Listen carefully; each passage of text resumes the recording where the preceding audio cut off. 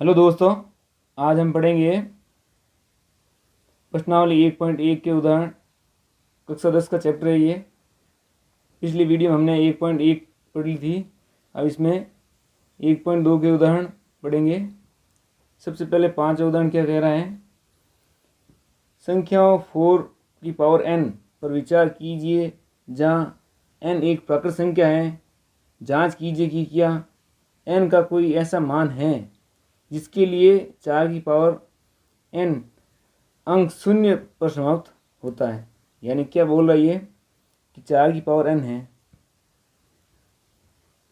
और जहाँ n क्या है, प्राकृत संख्या है।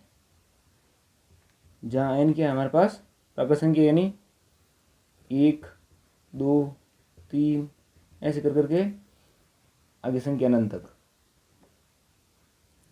इसमें क्या होगा, 4 की पावर n रख के देखेंगे। जैसे सबसे पहले हम 1 रखते हैं तो क्या आ जाएगा, 4 आ जाएगा। 4 की पावर 2 रख के देखते हैं तो क्या आ जाएगा, 16 आ जाएगा। 4 की पावर 3 रख के देखते हैं तो क्या हो जाएगा, 64 हो जाएगा। 4 की पावर 4 क्या हो जाएगा, 256 हो जाएगा। ऐसे करके आगे करते जाएंगे। हमें ये पता करना है यहाँ पर इकाई का अंक कहीं जीरो आता है क्या। इकाई का अंक जीरो आता है या जिससे संख्या जीरो पर समाप्त होती है। जैसे हो गया 230, ये जीरो पर समाप्त हो रही है। तो इसी तरह हमें ये पता करना है कहीं ना कहीं इसमें 4 की पावर n में कहीं पर भी ये क्या जीरो से कोई ख़त्म हो सकती है संख्या क्या। तो इसके लिए क्या कंडीशन होती है वो देखते हैं हम। जीरो पर संख्या समाप्त होने के लिए कंडीशन क्या होती है। जैसे ये एग्जाम्पल है, इसकी अभाज्य गुणनखंड कर लो पहले। सबसे पहले तो क्या हो जाएगा, अभाज्य गुणनखंड 2 से भाग देंगे, 1 1 5। फिर अब 3 से भाग जाएगा, नहीं जाएगा तो 5 से भाग दे देंगे, तो 5 से भाग जाएगा तो 2 बार, 3 बार और 23 1। देखो इसका गुणनखंड क्या हो गया, 2 × 5 × 23। जिस संख्या के अभाज्य गुणनखंड करने पर 2 तथा 5 दोनों साथ आ जाए तभी उसका इकाई का अंक जीरो या वह जीरो पर समाप्त होती हैं। 2 और 5 आना जरूरी है अभाज्य गुणनखंड करने पर, उनमें दोनों आना जरूरी है। 2 भी आना चाहिए और 5 भी आना चाहिए, तभी ये जीरो पे समाप्त होगा। क्योंकि 2 और 5 एक बार 2 और 5 मिलकर क्या बनाते हैं, 10 बनाते हैं। सिर्फ एक बार आ जाए बहुत है, जरूरी नहीं है मतलब कि 2 बार आए। एक बार आ जाएगा तो भी वो जीरो पर समाप्त हो जाएगा। तो हम यहाँ लिख देते हैं एक नोट। यदि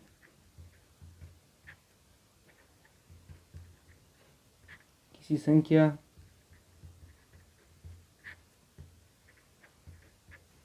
के अभाज्य गुणनखंड करने पर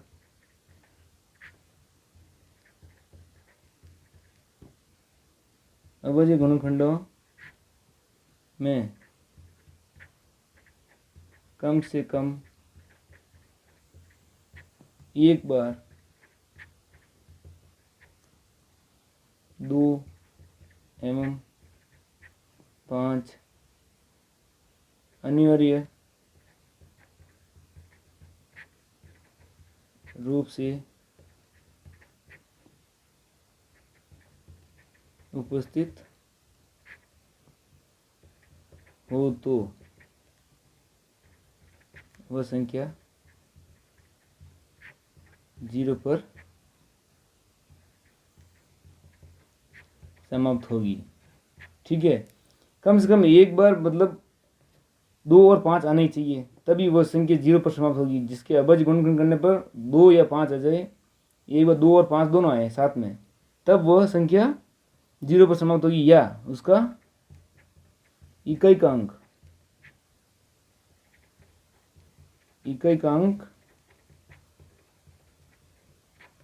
शून्य होगा। ठीक है, अब हम इसमें 4 में देखते हैं 4 में ये होगा कि नहीं होगा। तो 4 को चेक करते हैं, कैसे चेक करेंगे देखते हैं। 4 की पावर n, इसको हम क्या लिख सकते हैं, 2 × 2 की पावर n। तो इसमें 2 तो है कम से कम एक बार, इससे ज़्यादा ही है, लेकिन 5 नहीं है। तो इससे हम क्या लिखेंगे, इसमें 5 की कमी है तो ये जीरो पर समाप्त नहीं हो सकता। चाहे कितने भी n की पावर मतलब कितने भी ले लो, ये जीरो पर समाप्त कभी भी नहीं होगा। तो हम इसके लिए क्या लिखेंगे, चूंकि 4 के पावर n के अभाज्य गुणनखंडों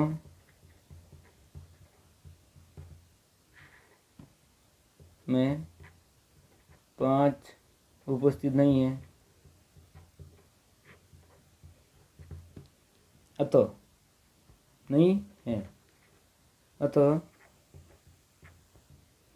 ये संख्या कभी भी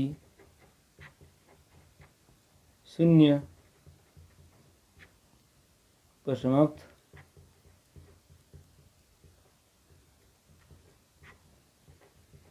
नहीं होगी। इसका क्या मतलब हुआ कि इसमें 5 की कमी है, इसलिए ये शून्य पर समाप्त नहीं होगा। अगर 2 और 5 दोनों आता तो ये शून्य पर समाप्त हो जाता। ठीक है, ये समझ में आ गया। तो अब हम पढ़ते हैं उदाहरण नंबर 6। 5 हमने पढ़ लिया, अब 6 नंबर उदाहरण पढ़ते हैं। क्या कहता है उदाहरण ये, संख्या 6 और 20 के अभाज्य गुणनखंड विधि से एचसीएफ तथा एलसीएम ज्ञात करना है। तो हम क्या करेंगे, पहले इनके अभाज्य गुणनखंड करेंगे। अभाज्य गुणनखंड करने पर सबसे पहले हम करेंगे 6 का अभाज्य गुणनखंड। तो क्या हो जाएगा, 2 से भाग देंगे तो 3 बार जाएगा, फिर 3 से भाग देंगे 1 बार। ये हो गए 6 के अभाज्य गुणनखंड। 6 बराबर क्या हो जाएगा, 2 × 3। अब करेंगे हम 20 के अभाज्य गुणनखंड। 2 का भाग देंगे तो 10 बार, 2 का भाग देंगे तो 5 बार, ये 5 है। अब क्या हो गया यहाँ पे 20 का अभाज्य गुणनखंड 2 × 2 × 5। इसको हम ऐसे भी लिख सकते हैं, इसको तो ऐसे लिखेंगे, लेकिन 20 को हम ऐसे लिख सकते हैं। कितनी बार है, घात 2 हो जाएगा, ये 5। अभाज्य गुणनखंड का मतलब यही होता है। अभाज्य संख्या का मतलब क्या होता है, अभाज्य संख्या, अभाज्य गुणनखंड का मतलब होता है, पहले अभाज्य संख्या देखते हैं। अभाज्य संख्या कौन सी होती है, जिस संख्या में खुद के अलावा किसी और का भाग नहीं चाहिए और वह 1 से भाग जाता है। खुद के अलावा किसी से और भाग नहीं चाहिए। 2 जैसे 2 हो गया, 3 हो गया, 5 हो गया, 7 हो गया, 11 हो गया। यह संख्या है जिसमें खुद के अलावा भाग नहीं जाता है। इनके अलावा बाकी जो संख्या होगी वो भाज्य संख्या हो जाएगी। इसमें आगे करते जाएंगे तो 1 से 100 तक में 25 अभाज्य संख्या होती है। ठीक है, 1 से 100 तक में 25 अभाज्य संख्या होती है। ऐसे संख्याएं जो मतलब स्वयं तथा 1 से विभाजित हो, अन्य किसी से विभाजित नहीं हो, वे अभाज्य संख्या कहलाते हैं। इसमें से देखो 20 को हम ऐसे भी तो लिख सकते हैं, 20 को ऐसे लिख दे सकते हैं 4 × 5, लेकिन ये 2 से विभाजित है, इसलिए इसका ये अभाज्य गुणनखंड नहीं होगा। अभाज्य गुणनखंड के लिए हमें 2 एक अभाज्य संख्या है, ये 2 अभाज्य संख्या है, 5 भी अभाज्य संख्या है, इसलिए अभाज्य गुणनखंड के लिए हमें अभाज्य संख्या ही लेनी पड़ेगी। इसलिए ये हो जाएगा गलत, लेकिन ये सही है। अब देखो इसमें एचसीएफ कैसे ज्ञात करेंगे। एचसीएफ क्या होगा हमारा, एचसीएफ क्या होता है, जो दोनों में कॉमन हो, दोनों में कम से कम आए है, एक बात आई है। जैसे इसमें देखो 2 × 3 लिखा हुआ है, 2 की पावर कम घात वाला लेना है। इसमें 2 की पावर 2 और × 5 लिखा हुआ है, तो यहाँ दोनों में क्या कॉमन आ रहा है, सिर्फ 2 कॉमन आ रहा है, तो यही हमारा एचसीएफ हो गया। एलसीएम में क्या होता है, सब लेना है तथा अधिकतम घात लेनी है। सब संख्या जो भी संख्या है वो सब लेनी है, लेकिन अधिकतम घात लेनी है। जैसे यहाँ पे हो गया 2 की घात, यहाँ पे 1 है, यहाँ पे घात 2 है, तो 2 की घात हम ले लेंगे 2 × यहाँ पे 3 है, यहाँ पे नहीं है 3, फिर भी हम 3 को लेंगे। यहाँ पे 5 है, यहाँ पे 5 नहीं है, फिर भी हम 5 को भी लेंगे। तो क्या हो जाएगा आंसर इसका 4 × 15, ये हो जाएगा इसका आंसर। ये हो गया एलसीएम और एचसीएफ दोनों प्राप्त हो गए। अब कोई डाउट हो तो कमेंट कीजिए आप। अब हम पढ़ते हैं एग्जाम्पल नंबर 7वां। क्या कह रहा है ये 7वां उदाहरण, अभाज्य गुणनखंड विधि द्वारा 96 और 404 का एचसीएफ ज्ञात कीजिए और फिर इनका एलसीएम ज्ञात कीजिए। तो क्या करना है, अभाज्य गुणनखंड विधि से करना है। तो सबसे पहले हम क्या करेंगे, 96 का अभाज्य गुणनखंड करेंगे। क्या हो जाएगा, 2 से भाग देंगे तो 4 बार, 8 बार, 2 से भाग देंगे तो 2 बार और ये 4 बार, फिर 2 से भाग देंगे तो ये 12 बार, फिर 2 से भाग देंगे तो 6 बार, फिर 2 से भाग देंगे तो ये 3 बार जाएगा। अब 2 से भाग जाएगा नहीं तो 3 से भाग देंगे तो 1 बार। तो हम 96 या 96 को क्या लिख सकते हैं, 2 इंटू 2 इंटू 2 इंटू 2 इंटू 2, 5 बार 2 आ जाएगा, और ये 3। ठीक है, ये हो गया। इसको ऐसे भी तो लिख सकते हैं, 96 इज इक्वल टू 2 की पावर 5 इंटू 3। अब हमें 404 के अभाज्य गुणनखंड करने हैं, तो क्या हो जाएगा इसके, सबसे पहले हम 2 से ही भाग देंगे क्योंकि 2 को भाग जा रहा है, तो 2 0 2, 2 से 2 बन जाएगा 404 का। अब 2 से और भाग जाएगा तो क्या बन जाएगा 101। 101 अभाज्य संख्या है, तो इसमें इसके अलावा किसी और का भाग नहीं जाएगा, तो ये बन जाएगा। अब क्या हो जाएगा 404 बराबर 2 इंटू 2 इंटू 101। इसको ऐसे भी तो लिख सकते हैं, 2 की पावर 2 इंटू 101। तो इसका एचसीएफ क्या हो जाएगा, एचसीएफ हो जाएगा जो हमें दोनों में कॉमन दिख रहा है, कम से कम दोनों में तो होना ही चाहिए, तभी तो होगा एचसीएफ हमारा कॉमन होगा, तो ये एचसीएफ होता है हाईएस्ट कॉमन फैक्टर। तो क्या हो जाएगा, यहाँ पे 2 की घात 5 है, लेकिन यहाँ पे 2 की घात 2 ही है, यहाँ पे 3 है, यहाँ पे 3 है नहीं, यहाँ 101 है तो यहाँ पे 101 नहीं है। तो इन दोनों में कॉमन क्या दिख रहा है हमें, 2 की पावर 2 तो यहाँ पे है कम से कम, तो यहाँ पे भी 2 की पावर 2 से तो अधिक ही है, तो 2 की पावर 2 हमारा एचसीएफ हो जाएगा। 2 की पावर 2, इसको क्या लिख सकते हैं हम 4, ये हमारा एचसीएफ है। एलसीएम क्या होगा हमारा, एलसीएम देखते हैं अब। एलसीएम हो जाएगा जो सब में सब संख्या लेनी है तथा अधिक से अधिक घात लेनी है। तो यहाँ पे देखो 2 की पावर 5 है, यहाँ पे 2 की पावर 2 है, तो इनमें से बड़ी संख्या में लेनी, बड़ी वाली घात, तो ये ले लेते हैं। और यहाँ पे सब संख्या लेते हैं तो 3 भी लेना है, 3 यहाँ पे नहीं फिर भी लेना है, इंटू 101। अब क्या हो जाएगा 2 की पावर 5, 2 की पावर 5 को हम क्या लिख सकते हैं 32 इंटू 3 इंटू 101 को 301 लिख देंगे। अब 32 को 303 से गुणा कराएंगे तो हमारे पास क्या आ जाएगा 9696 आ जाएगा। ठीक है, तो ये होगा हमारा एलसीएम और ये हो गया हमारा एचसीएफ। ठीक है, अब देखो इसमें एक फॉर्मूला है, उस फॉर्मूले से भी हम करके देखते हैं। इसमें एक फॉर्मूला दिया हुआ है, क्या होता है, दो संख्याओं का गुणनफल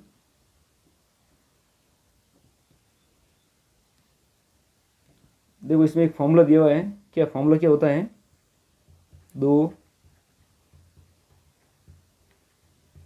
संख्याओं का गुणनफल किसके बराबर होता है, एचसीएफ इंटू एलसीएम के बराबर। यानी इसको ऐसे भी तो लिख सकते हैं ए इंटू बी, दो संख्या है कोई भी ए और बी, तो इनका इन दोनों का एचसीएफ और एलसीएम का गुणा बी इन दोनों के गुणनफल के बराबर होगा। तो हमें दो संख्या कौन कौन सी थी हमारे पास, 96 और 404 थे।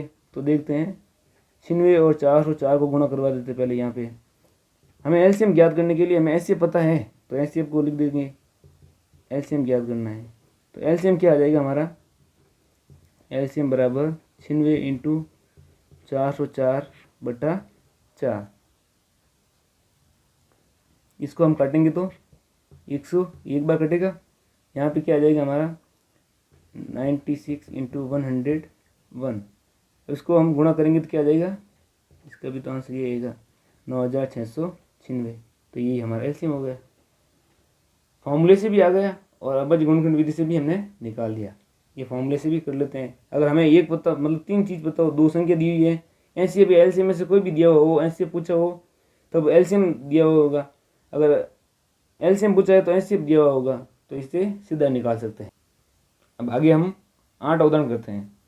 8 उदाहरण क्या कह रहे हैं, संख्या 6, 72 और 120 का अभाज्य गुणनखंड विधि द्वारा एचसीएफ और एलसीएम ज्ञात करना है।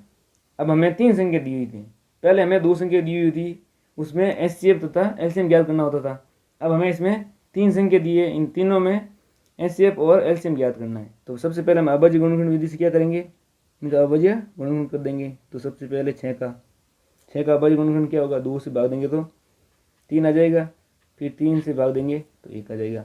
6 का अभाज्य गुणनखंड क्या हो गया 2 इंटू 3। अब करेंगे हम 72 का करेंगे, 2 से भाग देंगे सबसे पहले तो क्या आ जाएगा 3 और 6 36 आ जाएगा। अब 2 से भाग देंगे तो 18, अब 2 से और भाग देंगे तो 9 आ जाएगा। अब ये 2 से विभाजित नहीं होगा तो 3 से विभाजित करेंगे तो 3 बार 3 से 1 बार, तो 72 को हम क्या लिख सकते हैं 2 इंटू 2 इंटू 2 इंटू 3 इंटू 3। अब क्या है एक संख्या लास्ट बची हुई हमारे पास 120। 120 में 2 को भाग देंगे तो 60 रह जाएगा। 60 में 2 को भाग देंगे तो 30 हो जाएगा। 30 में भी 2 को भाग देंगे तो 15 बन जाएंगे। और 15 में 3 को भाग देंगे तो 5, वो 5 एकम 5। 120 को हम क्या लिख सकते हैं 2 इंटू 2 इंटू 2 इंटू 3 इंटू 5। ठीक है, तो अब देखें एचसीएफ क्या हो जाएगा हमारा, यहाँ पे है 72 को यहाँ से भी तो लिख सकते हैं 2 की पावर 3, 3 की पावर 2। 120 को ऐसे भी लिख दो आप 2 की पावर 3, ये 3 की पावर 1 1 ही है।